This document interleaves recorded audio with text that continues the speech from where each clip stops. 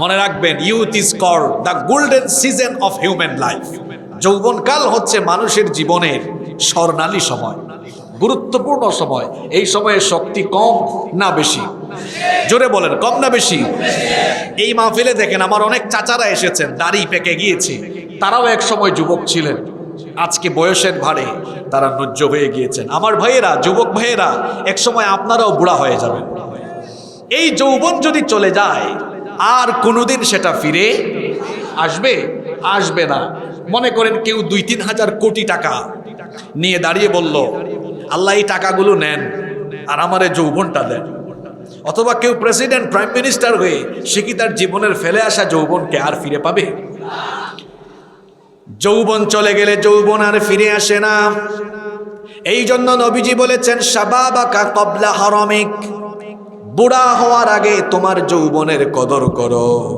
তাহলে প্রশ্ন হলো, যৌবনের কদর কেমনে করব? উত্তর হলো, যৌবন আমাকে যিনি দিয়েছেন, আমার এই যৌবনটা দিয়ে দিব তার পথে। তিনি কে? আজান হলে আমি যাব মসজিদে, আমি জ্বালাও পোড়াওয়ে যাব না, আমি কোনো অন্যায় কাজে যাব না, আমি যাব কোরআনের মিছিলে, কোরআনের রাজ কায়েমের পক্ষে, আমি থাকবো কোরআনের আন্দোলনে। আজান হলে আমি থাকবো মসজিদে, আমি থাকবো পড়ার টেবিলে, আমি থাকবো কোরআনের মিছিলে।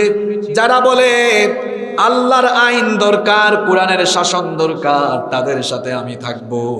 এই রকম করে যারা যৌবন কাল আল্লাহর দ্বীনের পথে কাটিয়ে দিবে, ওই যুবককে কিয়ামতের দিন আরশের ছায়ার নিচে যিনি জায়গা দিবেন তিনি কি? আজকের যুবকদের যৌবন চলে যাচ্ছে কোন দিকে?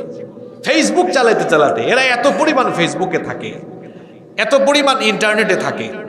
যুবকরা এভাবেই তাদের সময় অপচয় করছে। যুবক ভাইয়েরা শোনেন, আল্লাহ রসুলের যুবক সাহাবীরা তাদের জীবনের ভীষণ চিন্তায় চেতনায় ছিল কিভাবে কোরআনের বিজয় কায়েম করা যায়। আল্লাহু আকবার।